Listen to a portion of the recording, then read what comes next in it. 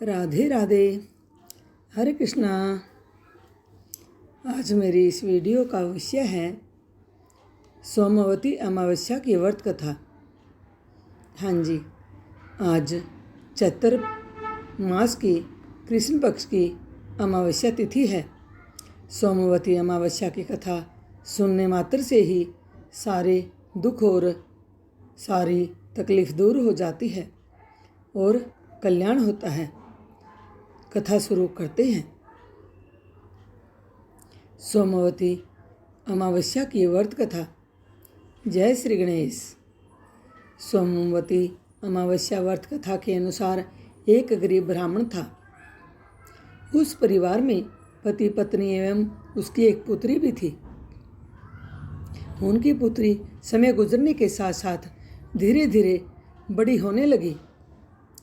उस पुत्री में बढ़ती उम्र के साथ सभी स्त्रियोचित सगुणों का विकास हो रहा था।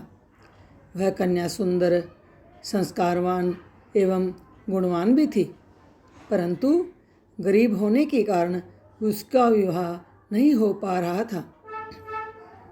एक दिन उस ब्राह्मण के घर एक साधु महाराज जी पधारे। साधु उस कन्या के सेवा भाव से अत्यधिक प्रसन्न हुए। कन्या को लंबी आयु का आशीर्वाद देते हुए साधु ने कहा कि इस कन्या के हाथ में विवाह योग्य रेखा तो है ही नहीं। ब्राह्मण दंपति ने साधु से इसका उपाय पूछा। कन्या ऐसा क्या करे उसके हाथ में विवाह योग बन जाए।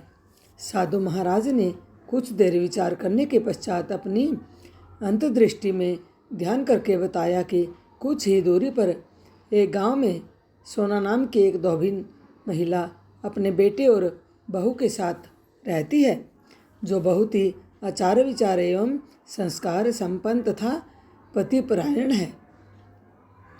यदि यह सुकन्या उस धोबिन की सेवा करे और वह महिला इसकी शादी में अपने मांग का सिंदूर लगा दे तथा उसके बाद इस कन्या का विवाह हो जाएगा, तो इस कन्या का वैधव्य योग मिट सकता है। साधु ने यह भी बताया कि वह महिला कहीं बाहर आती जाती नहीं है।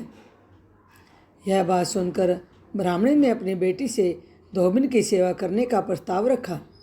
अगले दिन से ही कन्या प्रातःकाल ही उठकर सोना धोबिन के घर जाकर साफ सफाई एवं अन्य सारे कार्य करके अपने घर वापस आने लगी।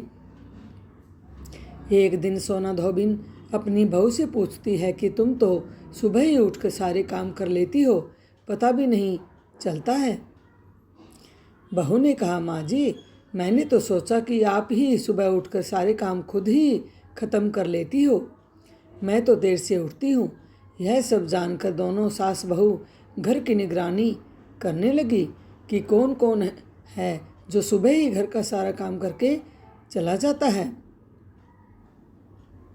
कई दिनों के बाद धोबिन ने देखा कि एक कन्या मुंह ढके अंधेरे में घर में आती है और सारे काम करने के बाद चली जाती है।